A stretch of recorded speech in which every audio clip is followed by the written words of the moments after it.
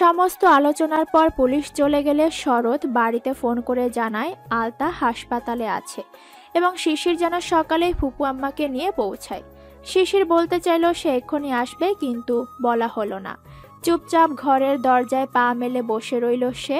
নকশিকে বলল আলতা ভালো আছে, আব্বা আর ভাই সকালে নিয়ে আসবে আলতাকে। নকশি যাওয়ার জন্য উতলা হচ্ছে দেখে শিশির আরও একটা মিথ্যে বলল। আমরা এখন গেলে আলতা ভয় পাবে, সে এমনিতেই খুব ভয় পেয়েছে, আরো ভয় পেলে ক্ষতি হবে তার। মেয়ের একটুও ক্ষতি হোক এমনটা কোনো মাই চাইবে না। নকশিও চুপচাপ বসে রইল ভোরের অপেক্ষায়। এদিকে সদ্য বিয়ে হওয়া শিউলিরও একই অবস্থা। আজ তো তার জীবনের সবচেয়ে আকাঙ্ক্ষিত সুন্দর একটি রাত হওয়ার কথা ছিল, কিন্তু তার আর তার বর জামিলের তেমনটি হলো না। বাড়িতে কখনো আদর করে দুটো কথা না বললেও আলতার খোঁজে যখন তার শ্বশুর বাড়িতে ফোন করা হলো, চিন্তায় তখন শিউলিও অস্থির হলো। চোখ দুটো তার ভীষণ জ্বালা করলো আলতাকে হারানোর ভয়। বাড়ির অন্যরাও শুনে তাকে সান্ত্বনা দিল, কিন্তু তাতে কি মনের ভয় কাটে? সেও জানে গ্রামে এক শাওন আছেই, যার কুনজর সর্বদা আলতার ওপর থাকে, কিন্তু ইদানিং সে শাওনকে দেখেনি আলতার পিছু নিতে। কিন্তু আজকের ঘটনাতে প্রথমেই মাথায় আসে শাওন কিছু করেছে। জামিল অতি ধৈর্যশীল মানুষ, তাই সে খুব ঠান্ডা মাথায় শিউলিকে সান্ত্বনা দিতে লাগলো। ভোরের আলো ফুটতেই সে শিউলিকে নিয়ে বাড়ি যাবে। শিউলির অস্থিরতায় জামিলের কষ্ট হলো, তাই সে নিজেই রাত ৩টার পর শরৎকে ফোন দিল। মাত্রই চোখের পাতা বুজে শরৎ টুলে বসে দেয়ালে হেলান দিয়েছিল। ফোন ভাইব্রেট হতেই সে আসানুলার পাশ থেকে সরে গেল। কাকা একটু আগেই চোখ বুজেছেন একটা চেয়ারে বসে। খুব সাবধানে সে একটু দূরে গিয়ে ফোন ধরতেই জামিল সালাম দিয়ে জানতে চাইল আলতাকে পাওয়া গেছে কিনা। খুব সংক্ষেপে শরৎ ঘটনাটা বলল এবং কাল কথা হবে বলে ফোন কাটলো। এতে স্বস্তি পেয়ে জামিলও শিউলিকে সবটা জানিয়ে একটু ঘুমানোর জন্য জোর করলো।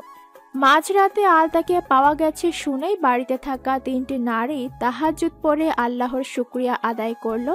তারপর শিফা একটু চোখ বুজেছে। জয়তুনও ঝিমিয়ে আছে নকশির পাশে।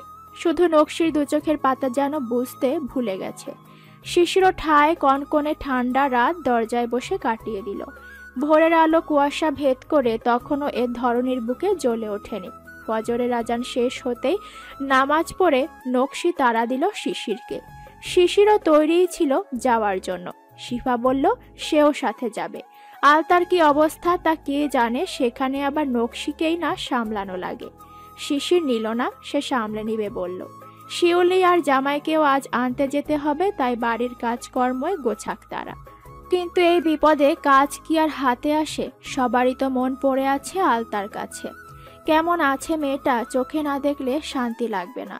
এত ভোরে গাড়ি পাওয়া মুশকিল, তবু এলাকার একটা লোক অটো চালায়, তাকেই ডেকে তুলল শিশির। আর তার বাড়ি গিয়ে অটোতে করে তারা রওনা হতেই বাজার ছেড়ে অটোওয়ালা শিশিরকে জিজ্ঞেস করলো, ভাতিজা কই যাইবা তাইলে কইলা না? কাকা, অলিপুর হাসপাতাল যাব। অলিপুর নামটা শুনেই বুকটা ছ্যাদ করে উঠল নকশির। অলিপুরে কেন যাব শিশির? নকশির হঠাৎ প্রশ্নে চমকে তাকায় শিশির। ফুপু আম্মা খুব সচরাচর নাম ধরে সম্বোধন করে না, তাকে সবসময় আব্বা বলেই ডাকে। মাঝে মধ্যে শিশির বলে, কিন্তু আজকের প্রশ্নটা কেমন ভয়ার্ত শোনালো ফুপু আম্মার গলায়। তার মনে হলো ফুপু আম্মা আলতাকে নিয়ে খুব বেশি শঙ্কিত আছে, তাই সে আলতো করে ফুপুর হাতটা ধরে বলল, ভয় পাচ্ছেন কেন ফুপু আম্মা? আলতার কিছুই হবে না, ভাই তো বললো আমরা গেলে আলতাকে নিয়ে বাড়ি ফিরবো। শিশিরের কথাটা ঠিকঠাক কানে পৌঁছলো না বোধহয় নকশির। সে অটোর বাইরে ঘোলাটে কুয়াশায় অপলক তাকিয়ে ভাবছে, আজ থেকে প্রায় ১৬ বছর আগে ছেড়ে যাওয়া গ্রামের পথ দিয়েই তাকে যেতে হবে। সেখানকারই হাসপাতালে ভর্তি তার মেয়ে। এ যে প্রকৃতির বড় নির্মম লীলা খেলা। যেখান থেকে অন্তরে ক্ষতের সৃষ্টি হয়েছিল, আজ সেখানেই আবার শুকিয়ে আসা ক্ষতটা তাজা হবে।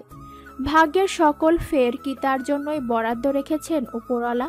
চলন্ত অটোর ভেতরে শীতের হিমেল হাওয়া ডানা জাপটে এসে গাল মুখ সব অবশ করে দিচ্ছে। ফর্সা মুখটা তার রক্তশূন্য লাগছে। শিশির খেয়াল করলো ফুপু আম্মার মুখের পরিবর্তন, কেমন যেন ফ্যাকাশে লাগছে। সে নকশির গায়ে জড়ানো চাদরটায় টেনে মাথায় ঢেকে দিতে চেষ্টা করলে বাঁধ সাধল নকশি। থাক না আব্বা, আমার শীত লাগছে না। একথায় শিশির জোর করল না। সেও সময় গুনতে লাগলো আর কতক্ষণে গন্তব্যে পৌঁছতে। অলিপুর গ্রামের রাস্তায় অটো উঠতেই আবার চোখ ভিজে এলো নকশির। সেই পথ ঘাট, সেই ক্ষেত খামার, এ পথেই পাকা রাস্তায় ওঠার আগেই এক বাড়ি, সে বাড়ির পেছনের বাড়িটা আওলাদদের। আলতার জন্মদাতার বাড়ি এখানটায়। নকশি কয়েক মাসের সংসারটা ছিল সেখানে। হঠাৎ করে জানতে ইচ্ছে হলো কেমন আছে সেই মানুষটা যাকে সে ভালো না বেশেও ভরসা করত, যার সংসারে থাকার জন্য সে তার কিশোরী বয়সের সাজানো স্বপ্নগুলো বুনেছিল। নিশ্চয়ই ভালো আছে সে, তার পরিবার আর তার সেই কালনাগিনী মা। ছেলের দ্বিতীয় বিয়ে করিয়ে নিশ্চয়ই খুব খুশিতে থাকছে, নাতি নাতনিও নিশ্চয়ই পেয়েছে। ভাবনা ঘর বিস্তৃত ভাবনায় ডুবে খেয়াল করেনি নকশি তারা হাসপাতালে পৌঁছে গেছে। অটোওয়ালার ভাড়া মিটিয়ে সে নকশিকে ডাকলো। ফুপু আম্মা, চলে এসেছি। শিশিরের ডাকে ঘোর কাটে নকশির। সে অটো থেকে নেমে হাসপাতালের দিকে পা বাড়ায়। শিশিরও ফোন করে ভাইকে জিজ্ঞেস করে তারা কোথায়। সরকারি হাসপাতালটা দোতলা আর আলতাকে রাখা হয়েছে দোতলাতেই। হাসপাতালে কেবিন বলতে হাতে গুনে 5টা। আলতার অবস্থা বেগতিক দেখে ডক্টররা তাকে কেবিনটাতেই রেখেছে। নকশি যখন কেবিনটাতে ঢুকলো তখন তার পা অসাড় হয়ে ভেঙে এলো। একদম সোজা হয়ে দাঁড়ানোর মতো কোনো শক্তি অবশিষ্ট নেই। সে ঢলে পড়ল আর পাশেই শিশির থাকায় সে কোনো মতে ধরে রইল নকশিকে। নকশির অবস্থা দেখে শরৎ এগিয়ে এসে ধরলো। পাশেই একটা চেয়ার ছিল, তাতে বসিয়ে মাথা ধরে রাখলো। আহসানুল্লাহ স্তব্ধ হয়ে আছেন। এত বছরের জ্ঞান বুদ্ধি সব যেন তার এক রাতেই লোপ পেয়েছে। সে নিষ্পলক চেয়ে দেখছে সবটা। শিশিরকে বলতে হয়নি, সে নিজেই দৌড়ে গেল ডাক্তার ডাকতে।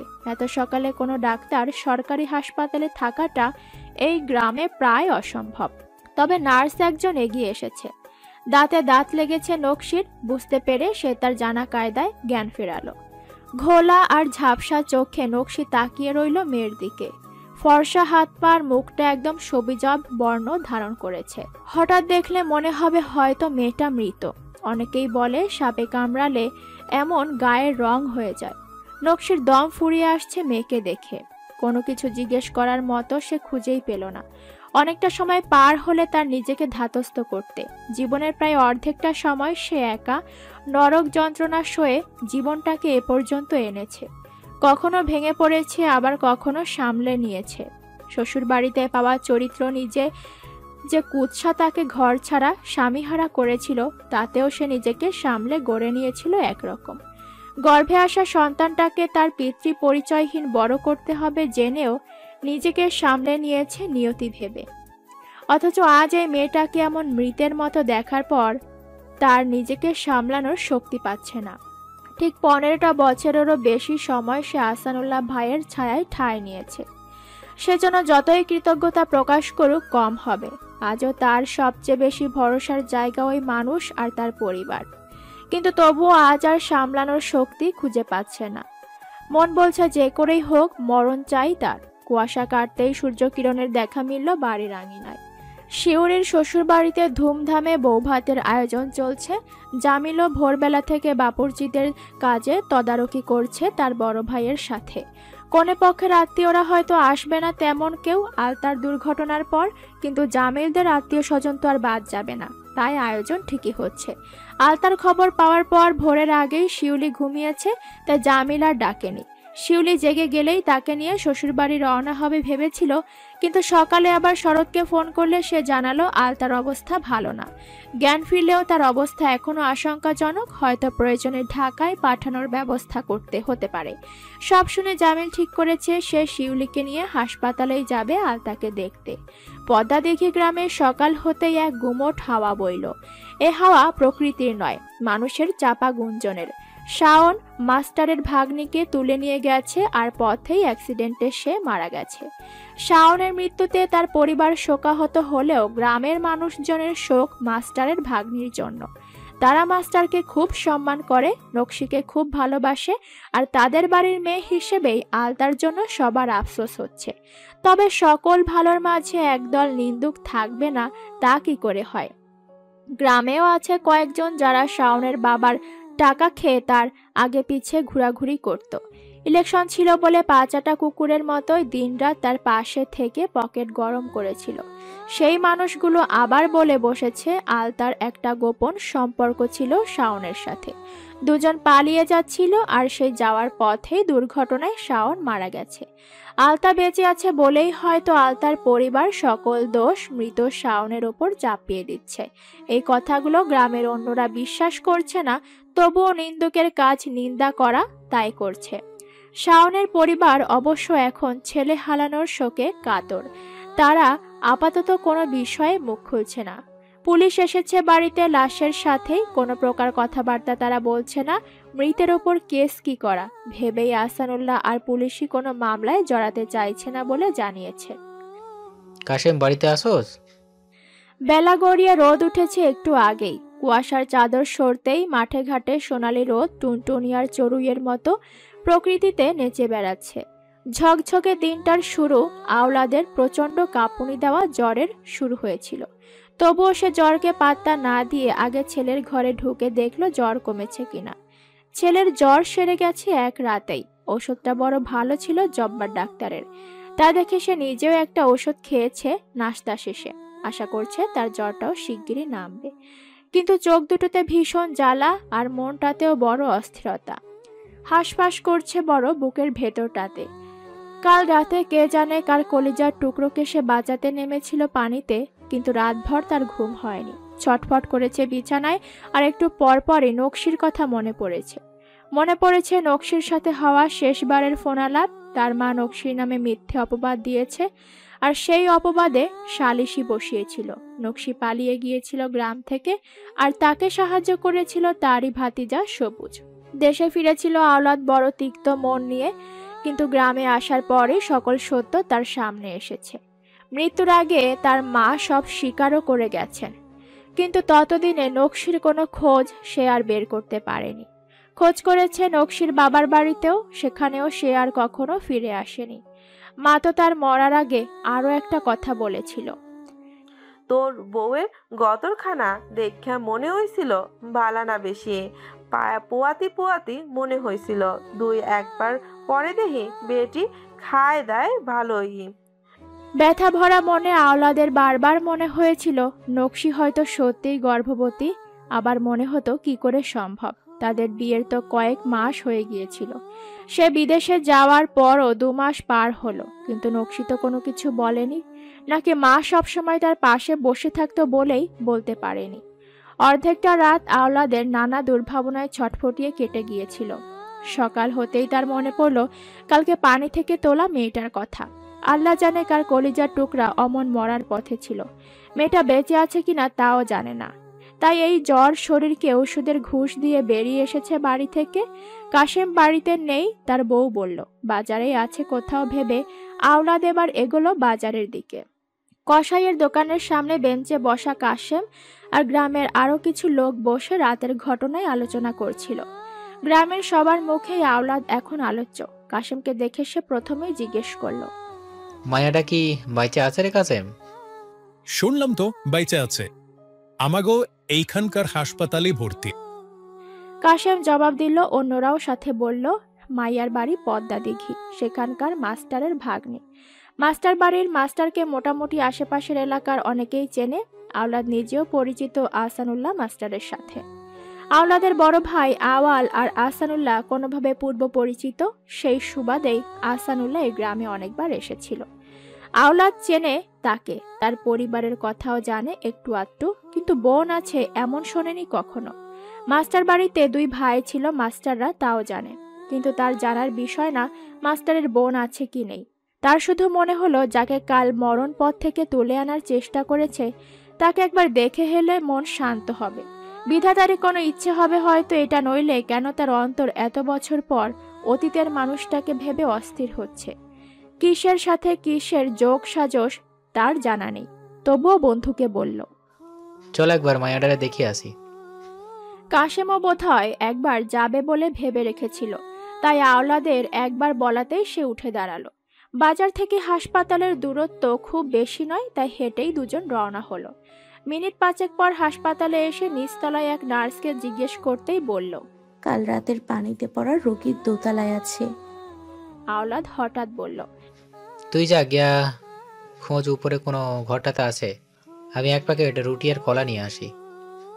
কাশেম সম্মতি জানিয়ে উপরে গেল। আওলাদ আবার বের হয়ে গেল রুটি কলা কিনতে। দোতলায় উঠতেই একজনকে দেখে জিজ্ঞেস করতেই লোকটা দেখিয়ে দিল একদম শেষের রুমে আছে সেই রুগী। কয়েক কদম এগিয়ে এসে দরজায় এসে দাঁড়াতেই কাশেম থমকে গেল। তার চোখে আটকে রইল বেডের পাশে চেয়ারে মাথা এলিয়ে বসা নকশির মুখের দিকে। কতগুলো বছর আগে দেখা সেই মুখ চিনতে একটুও কষ্ট হচ্ছে না। আগের মতোই পাতলা ছিপছিপে দেহের মেয়েটি, শুধু চেহারায় ভারী একটা ছাপ। কাশেম যেন বাকরুদ্ধ হয়ে গেল। কি করে সম্ভব? আওলাদের বউ নকশি না তুমি? কণ্ঠস্বরটা কানে আসতেই কেবিনে উপস্থিত থাকা শিশির, নকশি আর শরৎ তিনজনেই চমকে তাকালো। শরৎ আর শিশির কিছু বুঝতে না পারলেও নকশির চোখ মুখ ফ্যাকাশে হয়ে গেল। সে মনে মনে চাইছিল ওই মানুষটা তো দূর মানুষটার পরিচিতরাও যেন তার খোঁজ না পায়, আর তারই বন্ধুই কিনা দেখে ফেলল।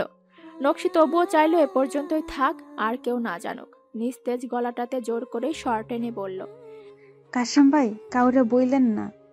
কাশেমের পেছনে দাঁড়ানো মানুষটির মুখ দেখতেই কথা অসম্পূর্ণ থেকে গেল নকশির। রোগীর অবস্থা আগের চেয়েও খারাপ হওয়ায় ডাক্তাররা তাকে ঢাকায় নিতে যেতে বলল।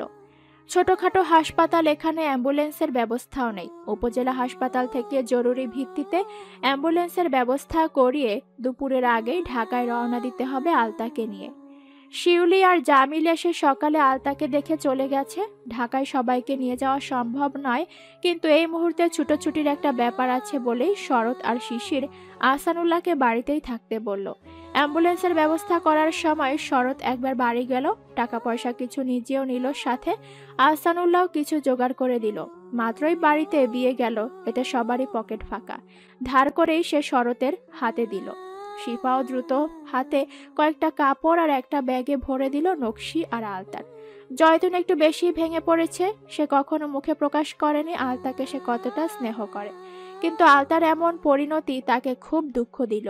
শিউলি আর নতুন জামাই আসবে, এতেও হেলাফেলা করা যায় না ভেবেই শরৎ মাকে জিজ্ঞেস করলো প্রয়োজনীয় কিছু আনা বাকি থাকলে কাকাকে দিয়ে যেন আনিয়ে নেয়। সে আর শিশির দুজনেই ঢাকায় যাচ্ছে আলতার সাথে। জয়তুনের সমস্যা নেই, ছেলে সহযোগিতা করুক যেভাবে পারে। নকশি বিধবা না হলেও তার মতোই বিধবা জীবন পার করেছে। সে বোঝে স্বামীহারা নারীর দুঃখ। দুঃসময় কি করে যে নিজেকে সামলাতে হয় তার চেয়ে ভালো আর কে জানে। এই ভেবেই সে নকশিকে স্নেহ করে এসেছে এত বছর। সাধ্যমতো সাহায্য করে গেছে, তাই শরৎকেও কখনো বাধা দেয়নি নকশির সাহায্য করতে। কিন্তু শরতের মামি হঠাৎ বাদ সাধল। সে জয়তুনকে একটু বাজে ইঙ্গিতই দিতে চাইল বোধহয়। আপা, দরকার কি অত যার তার লগে পোলারে পাঠানের? জয়তুন বুঝল না তার ভাইয়ের বউয়ের কথা। রান্নাঘরে বসে তরকারি কাটছিল জয়তুন রাতের জন্য। বাড়িতে যত বিপদই থাক, নতুন জামাইয়ের জন্য রান্না তো ঠিকঠাক করতেই হবে। আর দুদিন ধরে মাংস পোলাও তো চলছেই, তাই সে ভাবছিল রাতে ভাত আর সবজিও রাখবে দুপদের। পাশে বসেই তার ভাইয়ের বউ চালের কণা বাঁচতে বাঁচতে কথাটা বলেছে। জয়তুন সাদাসিধা চিন্তাধারা পোষণ করে। সে সরাসরি বলল, যার তার লগে হইব গেগো, নকশিয়ার আলতা তো পর না। আপনিও না আপা, দুলা ভাইয়ের কেমন বইন জানে আশ্রয় দিয়েছেন, তাই অনেক বেশি। ওই মাইয়া তো বয়স বেশি না, আবার তারও একটা মাইয়া আছে। জামাই ছাড়া মাইয়া লোকের চরিত্র ভালো থাকে না। আর আমাগো শরৎ তো মাশাল্লাহ বড় হয়ে গেছে। জামাই ছাড়া কইতে কি বুঝাইলাম মাইয়া? ময়না, আমিও বিধবা হইছি, জামাই ছাড়া এই জীবন কাটাইলাম না। ময়না বরাবরই বেফাস কথা বলে, আর এই কারণে সে মারও খায় তার স্বামীর হাতে। আজ ভাগ্য ভালো জয়তুনের ভাই নেই, কিন্তু জয়তুনের রক্তচক্ষু দেখেই ভয় পেয়ে চুপ হয়ে গেল ময়না। শরৎ চলে গেছে হাসপাতালের উদ্দেশ্যে। এই অবস্থায় আর বাধা দিও না নকশি বোন। আওলাদ তো নিজেও কষ্ট পাইছে তোমারে হারাইয়া, আর এত বছর পর সন্তানের কথা জানার পর তার কেমন কষ্ট হইতেছে তুমি বুঝবা না। কাশেম খুব করে বোঝাতে চাইছে নকশিকে যেন আওলাদকে সাথে নিয়ে যায়। সকালে যখন কাশেমের পেছনে আওলাদকে দেখলো নকশি, তখনই আঁতকে উঠেছিল। কেন আঁতকে উঠেছে তা সে নিজেও জানে না। কিন্তু আওলাদের মুখটা দেখার মতো হয়েছিল। নিজের পছন্দ করা মেয়ে ছিল নকশি তার জীবনে। পারিবারিকভাবে বিয়ে হলেও সে নকশিকে প্রথম দেখাতেই ভালোবেসেছিল। বিয়ে করে বাড়ি এনেও ছোট্ট নকশিকে পুতুলের মতো করে রাখার শখ ছিল তার, কিন্তু অভাব ঘুচিয়ে সংসার সাজানোর ইচ্ছেটা তাকে পরদেশী করল। এরপরে মায়ের প্ররোচনায় হয়তো নিজের মনেরও দুর্বল শঙ্কা তার থেকে নকশিকে দূর করলো। সে হয়তো চাইলেই একটু জোর খাটিয়ে মাকে সাবধান করতে পারত, কিন্তু ভিন দেশে থেকে মনে হাজারটা ভয় ছিল, এই বুঝি মা ঠিক বলছে। আবার মনে হতো বউয়ের ইচ্ছেটাও সৎ, কিন্তু তার প্রথম সমস্যাই ছিল সুন্দরী বউ বাড়ি রেখে এসেছে। নকশির প্রতি তার বিশ্বাসের কমতিই ছিল তাদের জীবনে দুর্যোগ নেমে আসার প্রধান কারণ। আওলাদ নকশিকে দেখে ভেবেছিল হয়তো নকশির দ্বিতীয় বিয়ে করেছে, আর আলতা সেই সংসারেরই মেয়ে। না চাইতেও তার মন বাধা দিচ্ছিল আলতার দিকে তাকাতে, কিন্তু কাশেমের একটা কথা মর্মাহত করে দিল তাকে। নাক আর থুতনা তো পুরাই আওলাদের মতো হইছে মাইয়ার, এত মিল বাপের লগে, মাশাল্লাহ। কাশেম কথাটা বলতেই আওলাদ চমকে তাকায় নকশির দিকে। এটা তার মেয়ে, ভাবতেই গায়ে কাটা দেয়। তার সন্তান এটা, আর সে জানেই না। কাশেম আওলাদের হাত ধরে বলে, আওলাদের চাচি এত বছর যা কইরা বেড়াইছে সব মিশা, দেখ মাইয়ের মুখটা। আওলাদ মাথা নিচু করে ফেলল। তার মা সারা পাড়ায় রটিয়েছে আওলাদ বিদেশ যাওয়ার পরই নকশি পরপুরুষের সাথে উঠেছে বসেছে। সবার চোখ ফাঁকি দিয়ে সে রাত বিরাতে এলাকার অনেক পোলার লগে রাত কাটিয়েছে, এমন অনেক অশ্লীল কথায় কানে তুলেছে। তবুও আওলাদের মন তার বিরোধ করেনি। সে নকশিকে আজও ভালোবাসে, আর সে কারণেই মায়ের কথায় সে তালকানামও সই করেনি আজও। দেশে আসার পরও সে খুঁজেছে নকশিকে, কিন্তু একটা মানুষ যখন নিজে থেকে লুকায় তখন তাকে খুঁজে পাওয়া সম্ভব হয় না। সবার ধারণা ছিল নকশি কোনো একদিন ফিরে আসবে তার বাড়ি, না হোক অন্তত নিজের বাড়ি যোগাযোগ করবে। সেই আশাতেই আওলাদ আজও নকশির বাপের বাড়িতে লুকিয়ে লুকিয়ে খোঁজ নেয়। নকশি তো সেখানেও কোনো সম্পর্ক রাখেনি। নকশির বাবাও মরার আগে অনুতাপে জ্বলেছেন, মেয়েটার কথা কেন সেদিন শোনেনি। শুনলে হয়তো মেয়েটাকে মৃত্যুর আগে দেখার স্বাদ পূরণ করতে পারতেন। আজ নকশিকে দেখে নিজেকে যতটা সামলে রাখতে চেয়েছিল আওলাদ, ঠিক ততটাই ভেঙে পড়েছে আলতাকে দেখে। আলতা তার মেয়ে, তা তো যে কেউ এক দেখাতেই বলতে পারবে। গায়ের রংটা বাদ দিলে মুখশ্রিত মেয়েটা তার বাবারই পেয়েছে। আওলাদের মতো লম্বা চওড়া দেহের গড়ন, এটাও মেয়েটা তার বাবার পেয়েছে। মেয়েটার মুখ দেখার পর অঝরে কেঁদেছে আওলাদ। পাশেই দাঁড়ানো শিশির অবাক হয়ে দেখছে, সে কান্না আর মনে মনে বলছিল, সুস্থ হয়ে ওঠ আলতা, তোর বাবাকে দেখ কত কাঁদছে তোর জন্য। উঠে দেখ, তোর সুন্দর একটা পরিবার হবে। তুই না থাকলে কি করে হবে বলতে পাখি? তোর কিছু হলে আমরা সবাই পাগল হয়ে যাব রে। সকল দুঃখ শিশির মনে চেপে অপলক দেখেছে একজন পুরুষের সব থাকার পরও হারানোর কান্না। ডাক্তার যখন বলল অ্যাম্বুলেন্স এসে গেছে, পেশেন্টকে নিতে হবে, তখন আওলাদ নকশির দিকে তাকিয়ে আকুতি ভরা গলায় বলেছিল সেও যাবে। তৎক্ষণাৎ নকশি কোনো জবাব দিতে পারেনি। কিছুটা সময় নিয়ে দৃঢ় কণ্ঠে বলেছিল, দরকার নেই আপনার আসার। আমাকে সাহায্য করার জন্য মানুষ আছে, আপনি চলে যান। আপনার স্ত্রী সন্তানরা নিশ্চয়ই অপেক্ষা করছে আপনার। আওলাদ কান্না মাখা গলায় খুব করে অনুরোধ করল নকশিকে, কিন্তু সে মানছে না বলেই কাশেমও অনুরোধ করছে। তাদের কথার মাঝেই দুজন লোক স্ট্রেচারে করে আলতাকে নিয়ে গেল। শিশিরও সেখানে না থেকে নিচে গেল তাদের সাথে। শরৎ আসতেই হাসপাতালের সামনে পেল শিশিরকে। সে নকশির কথা জিজ্ঞেস করতেই শিশির সংক্ষেপে বলল আওলাদ তাদের সাথে যেতে চাইছে, কিন্তু নকশি রাজি হচ্ছে না। শরৎ কি মনে করে হাতে থাকা কাপড়ের ব্যাগটা শিশিরকে দিয়ে বলল, তুই এখানেই থাক, আমি একটু আসছি। শরৎ দোতলায় যাওয়ার পথে দেখল নকশি নামছে, তার পিছু পিছু আওলাদ আর কাশেম। আওলাদের চোখ মুখ তখনও ভেজা অশ্রু জলে। শরৎ ডাকলো, ফুপামা একটা কথা ছিল। বলো শরৎ। শরৎ খেয়াল করলো সিঁড়ির দিকে কেউ আছে কিনা, কাউকে না দেখে বলল, কিছু মনে করবেন না ফুপু আম্মা, উনি যেতে চাইছেন, সঙ্গে অনুমতি দিন। উনি আলতার বাবা, সেই হিসেবে নিজের মেয়ের এ অবস্থায় পাশে থাকতে না দেওয়াটা অন্যায় হবে। ছোট মুখে বড় কথা বলছি আমি জানি, তবুও ফুপু আম্মা এই সময়টা একটু বুঝুন। শরতের এইটুকু কথার মাঝেই আরও কিছু কথার ইঙ্গিত ছিল, তা যেন নকশি বুঝল। সত্যিই তো, নিজের মধ্যে যা আছে তা পরেও ভাবা যাবে। মেয়েটা তো তার একার নয়, পরিস্থিতির কারণেই আওলাদ এত বছর তার সন্তানের খোঁজ জানতে পারেনি। আজ আলতার যে অবস্থা মনে পড়তেই নকশির আর বাড়াবাড়ি করল না, ধীর স্বরে শুধু বলল, আসতে বলো শরৎ। নকশি আর দাঁড়ায়নি, সে নিচে চলে যেতে শরৎ ও আওলাদের উদ্দেশ্যে বলল। আসুন আপনি। আওলাদের অশ্রুসিক্ত মেঘাচ্ছন্ন মুখটা উজ্জ্বল হয়ে গেল অনুমতি পেয়ে। সে হাসি হাসি মুখে কাশেমকে বলল, ভাই আমাকে কিছু টাকা দিতে পারবি? আছে তোর কাছে? না রে আওলাদ, লগে কোনো টাকা নেই। তো তোর না মোবাইলে বিকাশ আছে? আমি তোর নাম্বারে পাঠানোর ব্যবস্থা করে দিব, চিন্তা করিস না। কথাটা বলেই কাশেম তার পকেট হাতড়ে 250 টাকা পেল, বলল, এটা নগদ রাখ, আর আমি এখনই টাকার ব্যবস্থা করে আরমানের দোকানে গিয়া পাঠাইয়া দিমু। কাশেম কথাটা বলেই বেরিয়ে গেল। আওলাদ কৃতজ্ঞতার দৃষ্টিতে বন্ধুটির দিকে একবার তাকিয়ে সেও বের হলো। অ্যাম্বুলেন্সে সবাই উঠে বসেছে, শরৎ বাকি শুধু। সে হাসপাতালের কিছু টাকা পরিশোধ করার ছিল, তাই করেছে। শরৎ আসতেই অ্যাম্বুলেন্স চলল ঢাকার উদ্দেশ্যে। এমার্জেন্সি কেবিনে রাখা হয়েছে আলতাকে। গ্রামের হাসপাতাল থেকে একটা ছোট্ট চিঠি দিয়েছিল ডাক্তার শরতের কাছে। সেই চিঠিটা দেখা মাত্রই তারা রোগীর ট্রিটমেন্ট শুরু করবে, এমনটাই বলেছে ডাক্তার সাহেব। শরতও তাই করেছে। কাগজটা এনে রিসেপশনে দেখানো হয়েছে, কাজ হয়েছে। রোগীকে এমার্জেন্সি কেবিনে শিফট করে ট্রিটমেন্ট শুরু হয়েছে। আলতার সমস্যা ডবল নিউমোনিয়া, ফুসফুসেও সমস্যা দেখা দিয়েছে।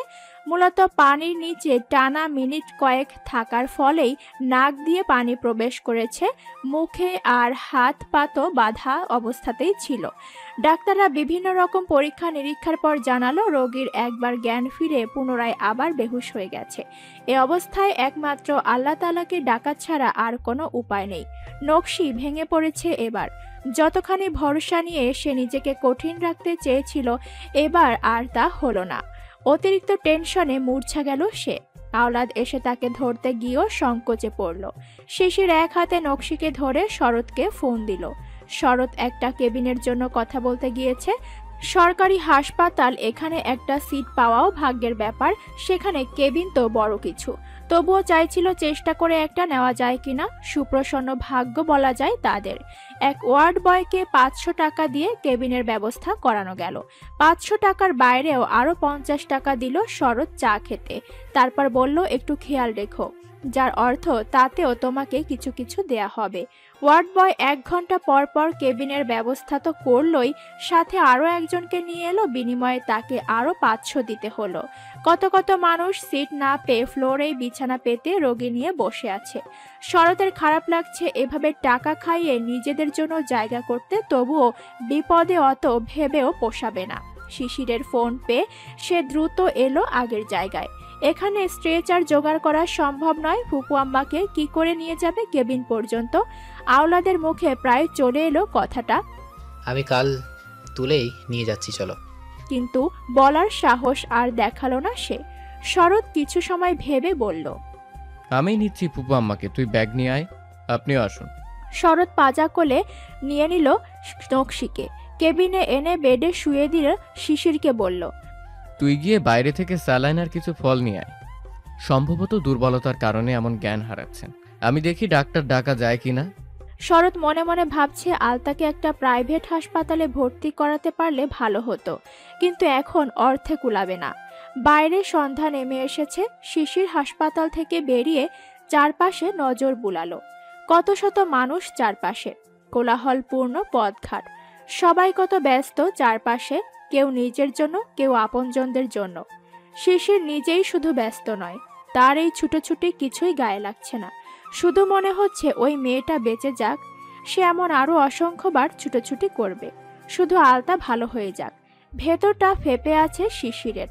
সে প্রথম যখন আলতার মুখটা দেখলো হাসপাতালে এসে, তখন তার অবস্থা ছিল ভেতর থেকে অসাড়। কষ্টটা কারো সামনে প্রকাশ করার অধিকারটুকু তার ছিল না। কিন্তু এখন যখন বের হলো খাবারের জন্য, তখন মন বলল, কেঁদে ফেলো এখানেই, দেখুক লোকে, তাতে তোমার কি যায় আসে?